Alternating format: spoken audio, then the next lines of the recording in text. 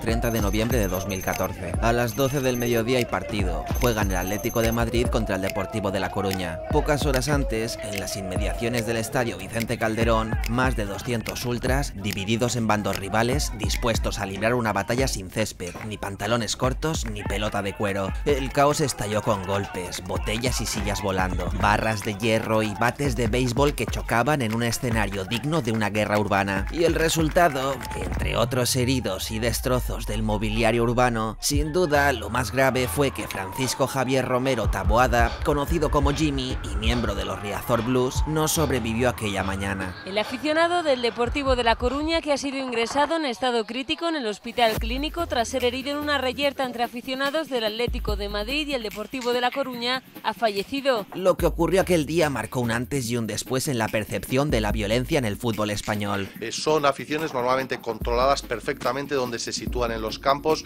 que aprovechan esa presencia masiva de personas para esconder en el anonimato sus acciones violentas tanto dentro como fuera de los estadios, y lo que se trata es de cortar cualquier vínculo que tengan con el equipo, desde luego dentro del campo, pero también fuera de él. Entonces, ¿cómo se llegó a este punto? ¿Qué llevó a cientos de personas a enfrentarse de manera tan despiadada? ¿Y por qué el caso Jimmy, que parecía destinado a cerrarse con rapidez, sigue despertando preguntas casi una década después?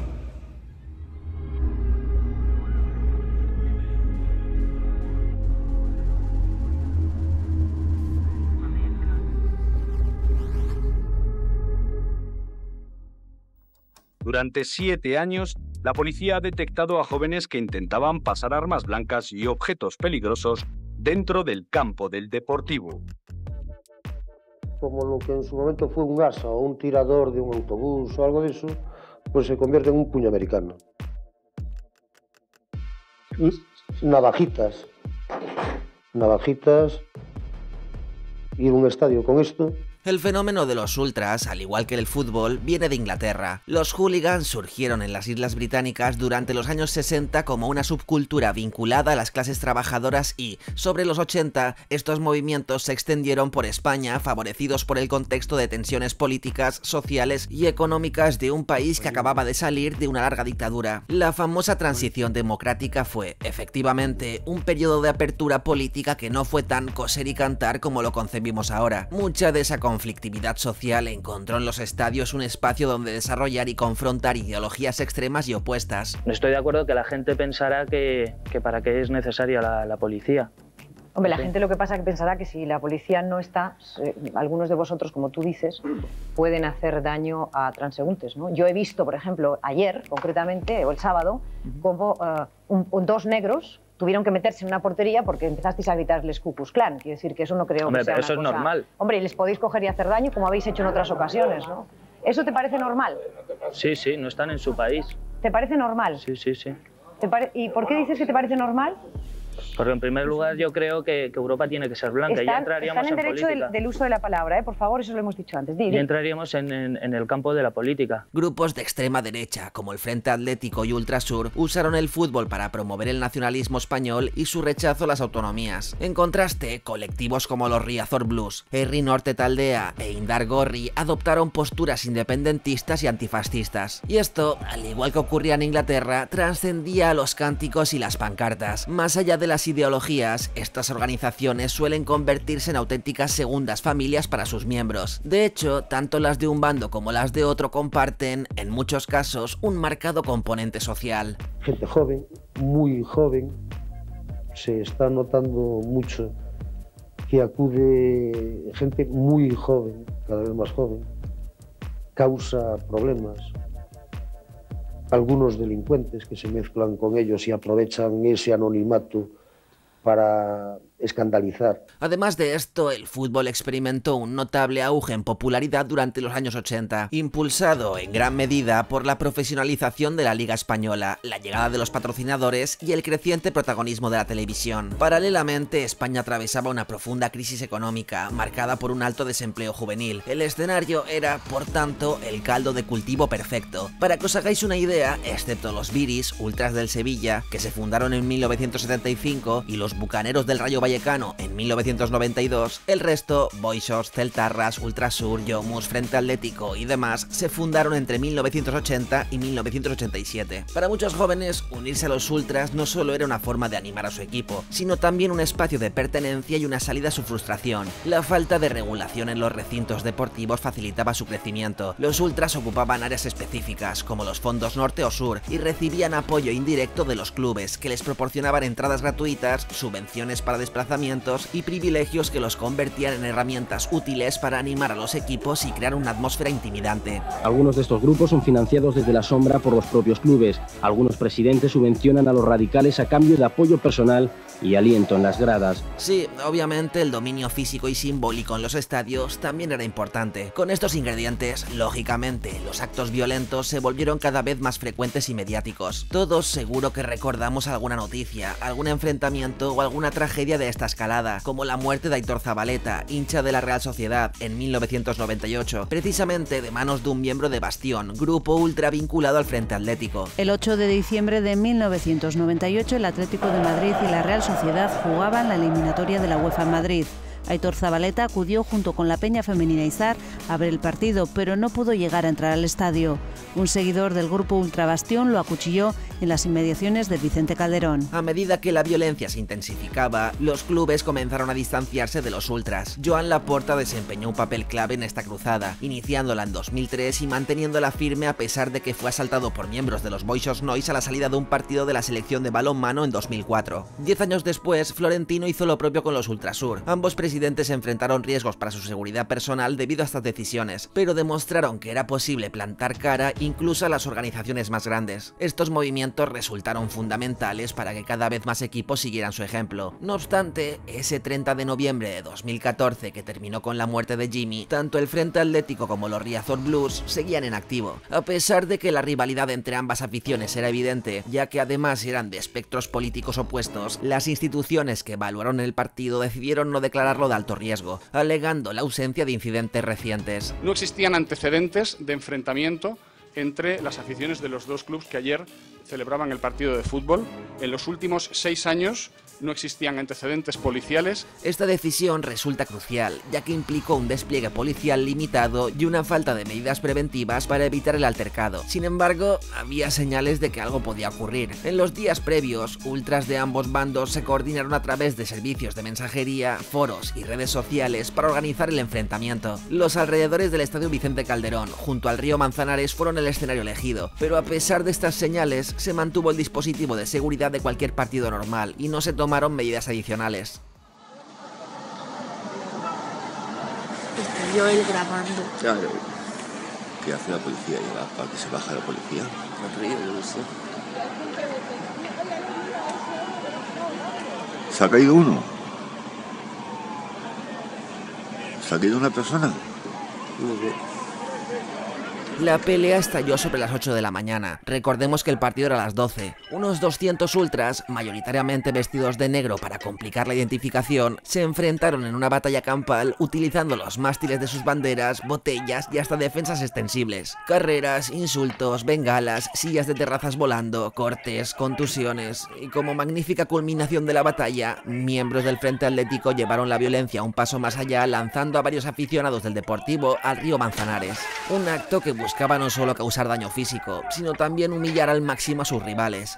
Uno de esos que fueron lanzados al río fue Jimmy. A sus 41 años, Jimmy viajó siguiendo a su equipo como lo había hecho otras tantas veces, acompañando a los Riazor Blues, el grupo ultra al que pertenecía. Pero esa vez no regresó a Coruña junto a sus compañeros. La noticia explotó como la pólvora, y no era de extrañar. 200 ultras transformaron unas tranquilas calles en un escenario casi bélico. Aficionados arrojados al río, uno de ellos muertos, y, para colmo, todo quedó registrado en imágenes. ¿Se ha caído uno? Ese impacto mediático y social tan abrupto hizo que las investigaciones del caso se acelerasen lo máximo posible. Y sí, fue tan rápida como controvertida, generando un aluvión de dudas y críticas que, incluso años después, siguen ensombreciendo el proceso. Prisión incondicional y sin fianza para los 3 presuntos autores de la muerte del hincha del Deportivo de La Coruña y miembro de los Riazor Blues, Francisco Javier Romero, alias Jimmy, durante la pelea del pasado 30 de noviembre en las inmediaciones del estadio Vicente Calderón. Apenas un mes después del asesinato de Jimmy, la policía anunció avances en la investigación tras detener a 41 ultras del Frente Atlético y 18 integrantes de los Riazor Blues. En base a las grabaciones disponibles y buscando el momento de los lanzamientos al Manzanares, señalaron a 4 adultos, todos miembros del Frente Atlético, como los principales responsables del homicidio. Estos individuos fueron puestos en prisión preventiva bajo la acusación de asesinato. A pesar de ello, a medida que avanzaba la investigación, la solidez de estas acusaciones se fueron debilitando debido a diversas inconsistencias y errores. Otro detalle que generó polémica desde el inicio fue la elección para liderar la investigación del Grupo 30 de la Brigada Provincial de Información, el BPI, en lugar del Grupo de Homicidios, que es especializado en casos de asesinatos. La razón detrás de esta decisión radicó en que el enfrentamiento no fue considerado un caso de homicidio aislado, sino un acto relacionado con la violencia organizada entre ultras. Por ello, el Grupo 30, especializado en vigilancia y gestión de fenómenos de orden público, terrorismo y violencia organizada, se consideraba la unidad más idónea para enfrentar un conflicto de esta naturaleza, dado su enfoque específico en la lucha contra los grupos ultras. De todas formas, esta elección también tuvo sus desventajas. Realmente, ese Grupo 30 tenía una sólida experiencia en infiltración y seguimiento de grupos organizados, aunque no poseía la misma especialización en reconstrucción de crímenes, recopilación de pruebas y análisis en colaboración con la policía científica que caracteriza cualquier unidad de homicidios. Esta carencia se hizo evidente en varios momentos críticos del caso. Quedan en libertad los 4 detenidos que ingresaron en prisión tras la reyerta que costó la vida al seguidor del Deportivo de La Coruña, Francisco Javier Romero, alias Jimmy. La sección sexta de la Audiencia Provincial de Madrid ha ratificado así la decisión del magistrado que instruye la Operación Neptuno. En mayo de 2015, tan solo 5 meses después de que los 4 detenidos fueran ingresados en prisión preventiva, el juez Antonio Sáenz de San Pedro ordenó su puesta en libertad al considerar que las declaraciones de los testigos y las pruebas generaban dudas más que razonables. Este giro acabó de poner de manifiesto aquella investigación que pasó de ser un supuesto éxito policial a un caso cuestionado por el manejo apresurado de las evidencias y testimonios. Uno de los puntos más controvertidos fue la presentación, por parte del Grupo 30, de un vídeo que, según afirmaban, capturaba el momento en que Jimmy era arrojado al río Manzanares. Más tarde se demostró que el hombre en el vídeo no era Jimmy, sino otro aficionado identificado como Santiago AM, quien sobrevivió. Este error crucial prácticamente destruyó la credibilidad de la investigación, especialmente porque casi todo el trabajo se había centrado en esa única evidencia y en la hipótesis derivada de ella, dejando el caso sin base sólida. Porque, hagamos una pausa, ¿cómo murió Jimmy? ¿Falleció realmente al ser lanzado al río? Bueno, pues según el informe forense, no murió al caer al agua, sino a causa de una brutal paliza previa. Según el informe médico, Jimmy sufrió un traumatismo cráneoencefálico severo, acompañado de una hemorragia interna masiva y el estallido del bazo. Estas lesiones fueron provocadas, probablemente, por los golpes repetidos con un objeto contundente, como una barra de hierro de aproximadamente 2,5 centímetros de grosor. La violencia extrema de la agresión, unida a la intensidad de los golpes, dejó su cuerpo sin posibilidades de recuperación antes de que el agua terminara de ahogar cualquier esperanza de supervivencia. Es el vídeo de la polémica. Lo que hace meses mostraba a los 4 detenidos lanzando al río a Jimmy, para el juez no está tan claro. Según los abogados de los acusados y las declaraciones de 2 testigos, el hombre que en estas imágenes cae al agua no es él. Aseguran que el hincha del Depor caía al río aquí, unos metros más allá, lanzado por otro grupo de personas. O sea, que además de la confusión con el vídeo, también había un análisis forense que desmontaba la versión inicial, que sugería que Jimmy había muerto exclusivamente por ahogamiento tras caer al río. Por lo tanto, si Jimmy fue lanzado al río ya sin vida, el foco no debía estar en quienes lo lanzaron, sino en quienes le propinaron la paliza, ¿entendéis? La principal prueba que había sustentado la reconstrucción de los hechos y la identificación de los culpables quedó completamente desacreditada. Hay quien considera que lo que hay en el sumario abona una tesis y hay quien considera que no es suficiente. No es un problema de discrepancia, yo creo que cada uno tiene que hacer su trabajo y asumir su responsabilidad. Y ante esta realidad, los investigadores no lograron identificar con certeza quiénes golpearon a Jimmy con la barra de hierro que les provocó las heridas fatales, ni siquiera establecer una línea de tiempo precisa de lo ocurrido en la pelea. Todas las deficiencias se unieron a la presión mediática, que convirtió el caso en un asunto de alta exposición pública y, posiblemente, influyó en esas prisas por cerrar una investigación que no daba pie con bola. Tras otras 19 detenciones, el foco de la investigación se trasladó hacia unos menores, entre ellos un tal AC, alias Kit Kat, conocido por ser el líder de los Cachorros, otra facción más del Frente Atlético. Estas fotos que ven aquí, se las quiero enseñar, son de Kit Kat. una de las personas que se han sentado hoy en el banquillo, uno de los participantes, lleva una porra y una defensa extensible. Ahí está, son fotos del momento, de los momentos previos y posteriores a la agresión de Jimmy. ¿Y qué tenía su teléfono? Pues tenía esto que vamos a ver, estos WhatsApp, primero muy cariñosos con su novia, ahí está, y le dice a su novia antes de la noche anterior a esa pelea: espero que no me pase nada, llevo el North Face, el abrigo que lleva, la braga y gorra, te amo mi vida, buenos días, tú durmiendo hace 4 horas y yo yéndome a pegar por el fútbol. Insisto, 5:25 de la mañana, se estaba preparando para lo que iba a ser esa gran pelea, ese gran combate a la ribera del Manzanares. Después, a las 9:26, ya Jimmy está entre la vida y la muerte, o ya muerto, y dice: Dios, qué palizón, jaja. Sigue, César, por favor, enseñanos la siguiente pantalla. Los hemos reventado, buah, sin porra me he quedado, le he pegado un palizón a uno, está pavoneando, se está presumiendo de lo que ha hecho. Aquí la cosa se complicó un montón judicialmente, porque se cruzaban las instrucciones y las competencias entre el juzgado ordinario que llevaba el caso de los adultos y el juzgado de los menores que llevaba todo lo relacionado con los jóvenes. Así, por ejemplo, los mensajes de WhatsApp incriminatorios encontrados en el teléfono de este menor fueron desestimados debido a un defecto de forma, ya que el juzgado de instrucción número 20 de Plaza Castilla realizó el desencriptado de los mensajes, cuando debería haberlo llevado a cabo el juzgado de menores. La otra prueba crucial en este procedimiento era el testigo protegido 303, un adulto que participó en la reyerta y que presuntamente vio quiénes y cómo apaleaban a Jimmy. Su testimonio fue crucial para inculpar a Kit Kat, por ejemplo. Posteriormente, teniendo en cuenta que ese testigo 303 era realmente un coimputado en el juicio de los mayores y que hubo contradicciones en lo declarado en sede policial y judicial, pues de nuevo nada. El Kit Kat fue internado en un centro de menores hasta que en julio de 2016, la sección cuarta de la Audiencia Provincial de Madrid le absolvió del delito de homicidio. Se me ha olvidado deciros que este testigo 303 también había acusado a 2 de los 4 adultos anteriormente excarcelados. Además, recibió amenazas de muerte durante el proceso, lo que llevó a la detención de otros 2 miembros del Frente Atlético a principios de 2016 por estos hechos. La incertidumbre judicial era máxima, y a la vez la prisa por cerrar el caso, debido a la alerta social, apremiaba. Vamos, que la combinación era perfecta para que la sentencia no dejara contento a nadie. Pero lo sorprendente llegó en diciembre de 2016, cuando el juzgado de instrucción número 20 de Madrid acordó archivar la causa.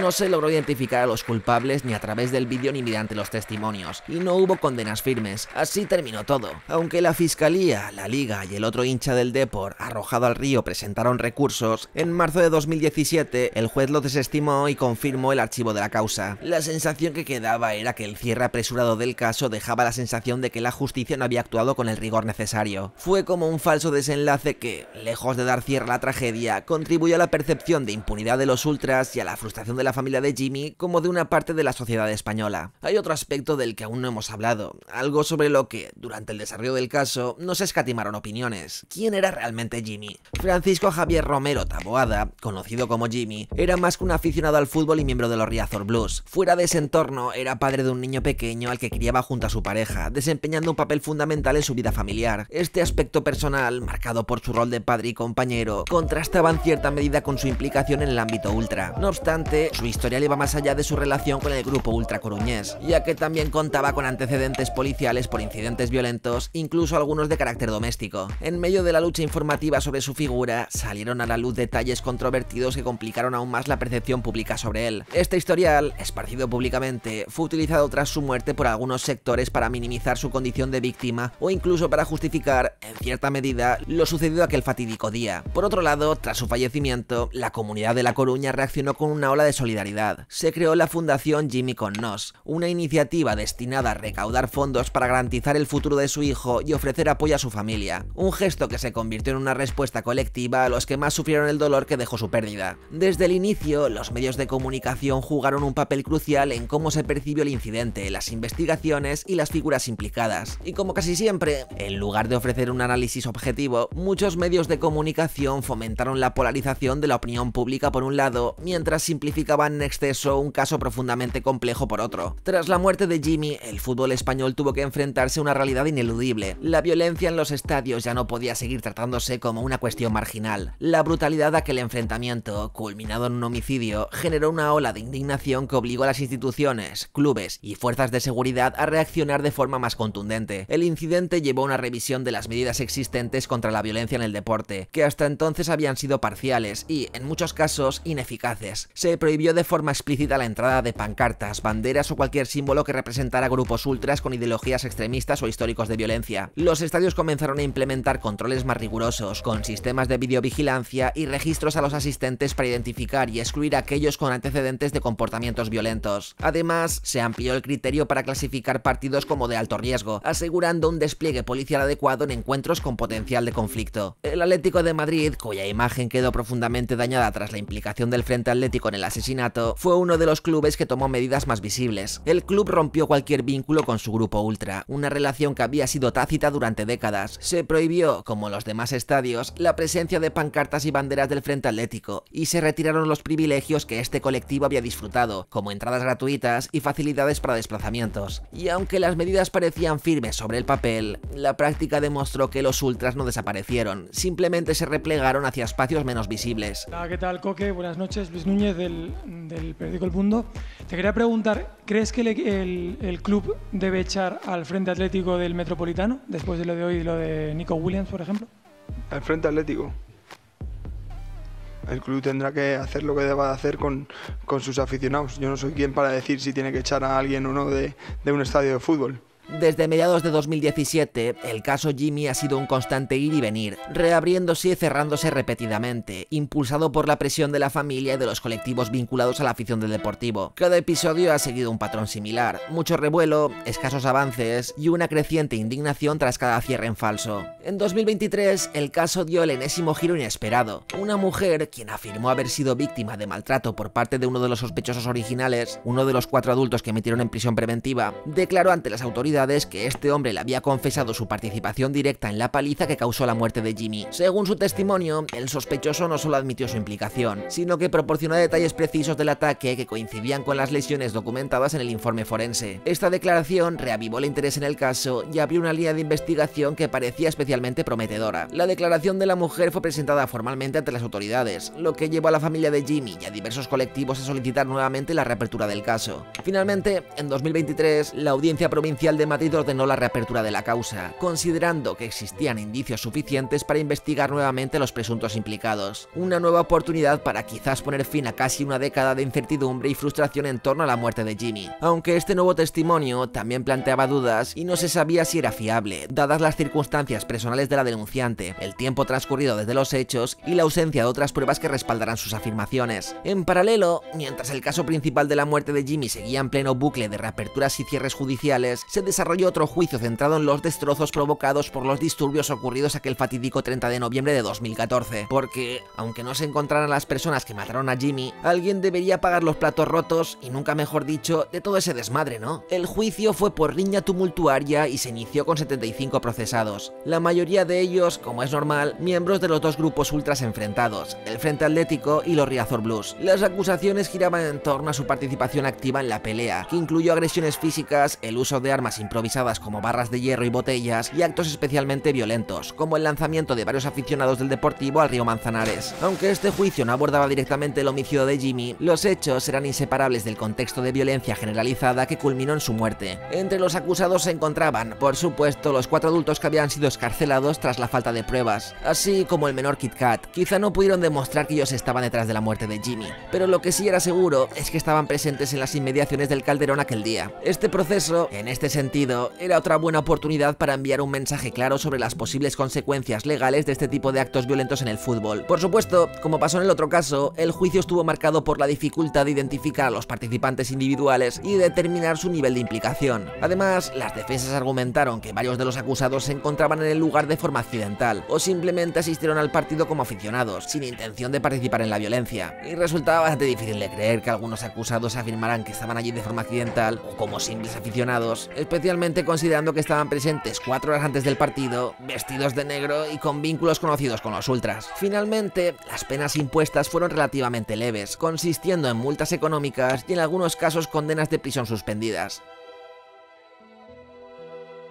Tras más de 10 años de juicios, testimonios, acusaciones, sentencias y absoluciones, queda bastante claro que el mundo ultra es un mundo todavía bastante opaco que, digamos, pone en serios problemas hasta la justicia. Es evidente que la investigación, quizá con la excusa de la alerta mediática, fue un desastre a muchos niveles. Resulta obvio que aquello era una quedada, como ha habido tantas, organizada por las propias aficiones para llevar su enemistad al lado más físico. Eso era algo concreto que se podría haber investigado, o cosas como ¿quién organizó la quedada? Cosas que, por lo que sea, nunca estuvieron en el centro de ninguna instrucción. Unidos puntos. Una unidad de policía que no es experta en homicidios al mando de la investigación. Juzgados que no se coordinan. Acusaciones cruzadas que probablemente utilizaron los juicios para ajustes de cuentas o venganzas internas en la organización. He hablado con algunas personas cercanas a este mundo y me han dicho que lo deje aquí. Que ya vosotros, si os interesa de verdad el tema, os hagáis más preguntas e investiguéis más el caso o el mundillo. Hay muchos documentales y muchas películas, os animo. Lo que es innegable es que el caso Jimmy marcó un punto de inflexión en la lucha contra la violencia en el fútbol. Al menos de cara a la opinión pública, la presencia e influencia de los ultras en los estadios se ha reducido significativamente, mientras que el incremento en la seguridad y la mayor presencia policial han contribuido a disminuir los incidentes violentos. Aunque tampoco nos engañemos, la pasada temporada, la 23-24, hubo un ligero repunte de casos con 133 detenidos. Esto sigue siendo y creo que siempre será un fenómeno muy complicado de erradicar del todo. Muchas gracias. Y muchísimas gracias a Pablo Maque, Aner, Paco Cholbi, Dali Spain, Hanud Dark, Oblitum, Osteris My London Reviews, Juanome, Bachusco López, Íñigo Zenozuarte, Pablo Gil, Ignacio Moreno y sobre todo a André Huepe. ¡Os quiero!